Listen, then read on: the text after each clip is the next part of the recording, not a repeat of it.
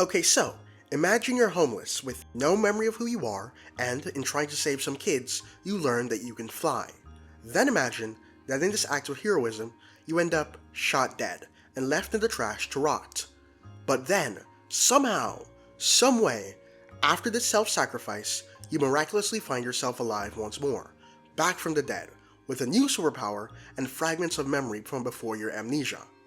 What if after that, you kept saving people, and learned that every time you die, you're simply reborn, with new powers and more of your memory restored? Well, that happened to my good buddy Mitch Shelley, but if you've heard of him, you probably know him by his other name. Everything living has to die, but to die you need not apply. We'll find you when your time's through. Take a number, wait in line, live your life and we'll be right behind you. Nothing's certain but death and taxes, so I guess you better get some practice. Nothing's certain but death and taxes, so I guess you better. Hello friendos and bendos, it's me Z, and immortality can be one of the most interesting superpowers in fiction, depending on how you use it. The negation of death, something so fundamental to the human experience, is bound to result in something interesting, and there are many forms of immortality, whether it's simply not aging or an incredibly effective healing factor. But if I had to name my favorite form of immortality, it would have to be the one of DC Comics character Resurrection Man, real name Mitch Shelley. Mitch is one of those obscure characters that gets a spotlight every now and then, but has never really hit the big time, and I think that's a shame because he's really cool. And I know I say that a lot, but can you blame me? DC has just so many underrated, underused characters. Now, I gave you the gist of it in the intro, but I'll reintroduce his shtick to you. Whenever Mitch dies, he will quickly come back to life, fully healed, and with a new superpower in place of the previous one. This power is most of the time related to the way he died, either as a countermeasure to the way he died or to represent it. For example, if Mitch dies in a fire, he might get the power to control fire, or maybe he'll get powers of water to counteract a fire. I said most of the time though because sometimes the power he gets is just random as hell, with no real connection to the death. It's kind of like in Ben 10 when the Omnitrix sometimes just gives Ben the wrong alien for the situation. Now, what motivated me to make this video was the fact that I actually recently read Resurrection Man's original 90s comic, made by writing duo Dan Abnett and Andy Lanning, along with artist Butch Guice. I really love this series, and want to talk to you about it because, well, hopefully you get invested in it, and in this character as much as I am. I'm going to give you a brief rundown of the book, Mitch's origins, which get pretty convoluted even in just 27 issues, and, as a fun bonus at the end, I'll also go through my favorite deaths and powers he gets in the series.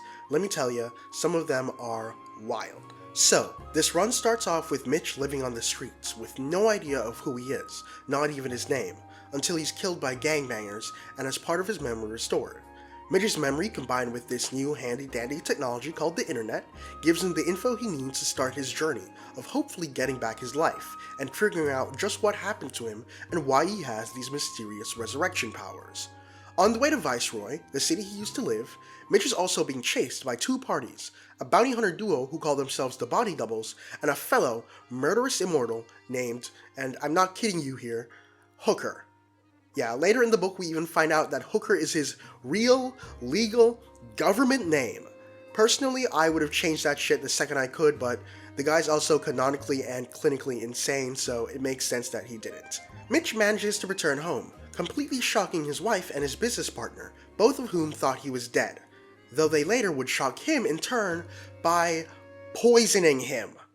You see, it turns out that Mitch Shelley used to be a corrupt lawyer with ties to the mob, but decided he wanted to come clean and blow the whistle.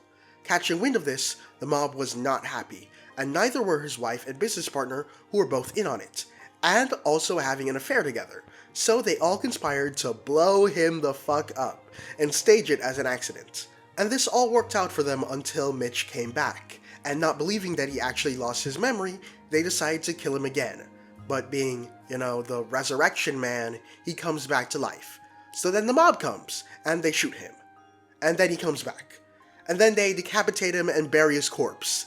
And then he comes back again, because nobody in this book is able to learn their lesson. Mitch then teams up with private investigator Kim Rebecki to finally expose the mob, and the rest of the book follows Mitch and Kim's adventures as they try to figure out just what happened after the explosion, and why Mitch has his powers, all while trying to avoid the body doubles and Hooker.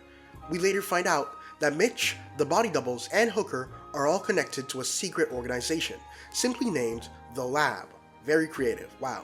We discover that Mitch was their only successful experiment, and he escaped, prompting them to hire the body doubles to get him back. Hooker, meanwhile, was another one of the lab's experiments, and probably the most important one after Mitch, because 1, he actually survived, and 2, he was the head scientist. Okay, let's break this down. In issue 11, we learned that the lab's primary purpose is working on nanomachines called tektites. And by the way, I'm going to be saying tektites a lot in this video, so get ready for it to stop sounding like a word real soon. These tektites were an attempt to replicate a futuristic alien nanotechnology advanced enough to heal anything, even death. Mitch was one of many homeless people captured by the lab and experimented on, but he was the first to survive the experimentation and take to the tektite infusion.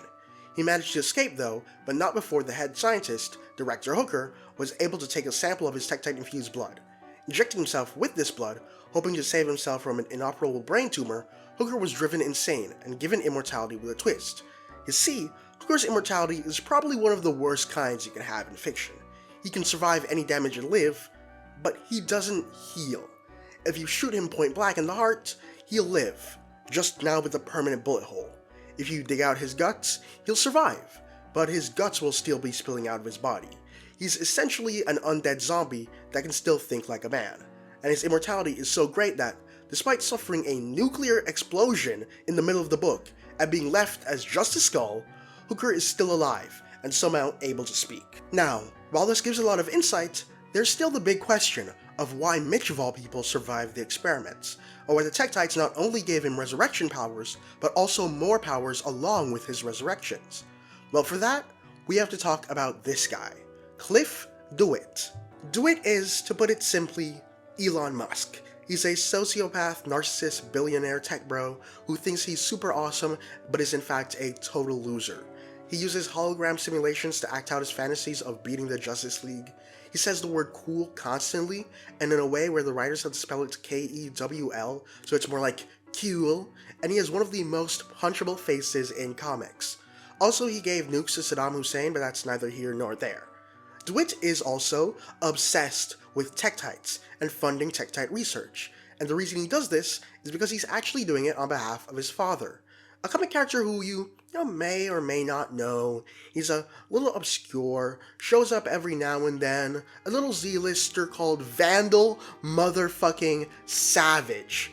Yeah, Vandal Savage is DeWitt's father, and he's having his son research tektites because, and I bet you didn't know this because it's literally only established in this book and shows up nowhere else to my knowledge, tektites are the origins of Vandal Savage's immortality.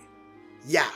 It turns out that the meteor that landed in the Paleolithic era didn't only crash land on Earth from space, but also from the future, and was actually a form of tektite container, and the tektites were absorbed into Savage's body when he touched it, granting him immortality as they fused with his blood. This also applies to Savage's brother and archenemy, a character you for real this time might actually not know, the Immortal Man. Immortal Man was also present at the meteor's impact site, and gained immortality, though a different kind. Immortal Man can die, but when he dies, he immediately reincarnates into another person, and either has his memories intact, or is destined to regain his memories. Oh, also he can shoot fire and energy and shit? I don't know man, the Immortal Man's weird, there's a reason he doesn't get adapted. But it's important that I bring him up because after one of Mitch's deaths, he meets the Phantom Stranger who, in typical Phantom Stranger fashion, cryptically tells Mitch that they've known each other for a very long time, and that he's connected to Vandal Savage. Mitch, right before this by the way, was getting memories of him living past lives, and then, when he defeats DeWitt near the end of the series, he meets the Forgotten Heroes, a team of, Forgotten Heroes, who used to be led by the Immortal Man. The Forgotten Heroes, if you don't know, are dedicated to fighting Vandal Savage, and after surmising that Mitch is the Immortal Man's most recent reincarnation, they seek his help to stop Savage from gaining the power of another tektite meteor that's coming to Earth. Also, hey Animal Man, nice seeing you. Anyway, Mitch agrees to assist them, but then, at the crash landing site, is forced to team up with Vandal Savage because this new meteor contains a tektite-powered monster this time, and it has reality warping powers, and only people with their own tektites are able to resist its power. And Savage, like with most villain hero team-ups, works with Mitch because he can't rule the world if it gets destroyed. Savage also brings along an ace up his sleeve to help out against the monster just in case, and that ace is the Immortal Man. Yeah, so the book until this point never actually outright stated that Mitch was the Immortal Man. Sure, there was lots of evidence. It would make sense for Mitch to bond well with the Tektite experiment if he already had Tektite-based immortality. He was experiencing past life memories. The Forgotten Heroes even said that they believed he was Immortal Man, and he even met the Phantom Stranger, who said he knew him, and he was connected to Savage. But, the Phantom Stranger never actually calls Mitch Immortal Man, or any name associated with him, and when Mitch meets Savage, he never does either. It was all misdirection. It turns out that Mitch is an entirely different guy with similar reincarnation powers to Immortal Man, who has also fought Vandal Savage throughout history, and the series ends with us never learning just who exactly he really is. All we know for sure is that Mitch Shelley is the recent reincarnation of a separate serial reincarnator, and that may or may not be the reason that the Tektites bonded to him. And even if it was, it doesn't explain why his powers switched from reincarnation to superpowered resurrection. And this, to me, is both baffling and amazing. After all, think about it. Resurrection Man is about death and coming back. The end of one life and the beginning of another one. That's the whole deal. And if he's all about the end and new beginnings, then the first beginning, his origin, doesn't really matter. It's his antithesis. Resurrection Man's tagline is that he's dying to save you. His most important story will always be the story of his death, and his other death, and his death again, and again, and again. Yeah, I told you that Resurrection Man gets pretty convoluted, and while the lore-obsessed side of me hates this, the storyteller in me can't help but to love it. Seriously, it's just so thematic.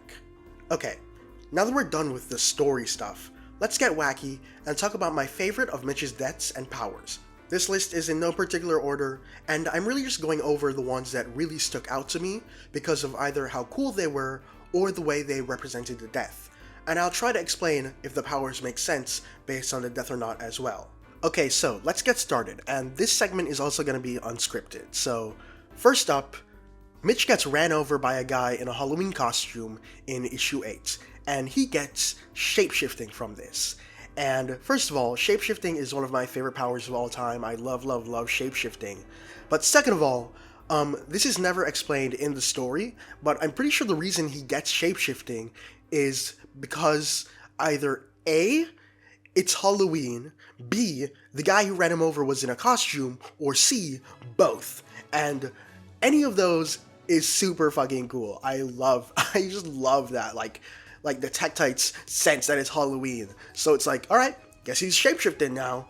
Alright, next up, in issue 9, the Hitman goes after Mitch Shelley because he's hired to take down Mitch. And he uses X-ray vision to find Mitch and then shoots him with a bazooka. And as a result, Mitch gets a cool-ass Hellfire skeleton power. Like he's like Ghost Rider but without the ride, you know?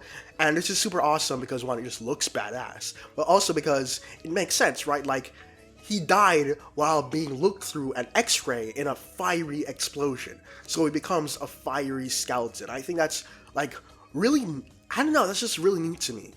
In issue 12, he dies in a nuclear explosion, and he becomes a shadow person with shadow manipulation powers. And I believe that this is a reference to nuclear shadows, which is when nuclear bombs, they detonate, and they leave shadows cast behind the people, you know, that they sadly, you know, literally, like, exploded because, like, the light goes around the person's body and doesn't hit the surface of the wall that they're standing next to, so it becomes a nuclear shadow. Next up, in issue 15, when he's killed as a shadow person by a light ray, he gains density manipulation. I can't really explain why density manipulation of all powers, but I'm just including this because density manipulation is cool as fuck. That's a really cool power. I love density manipulation and like gravity manipulation powers. It's super cool. In issue 16, Mitch gets shot, and then he gets the ability to turn things into glass.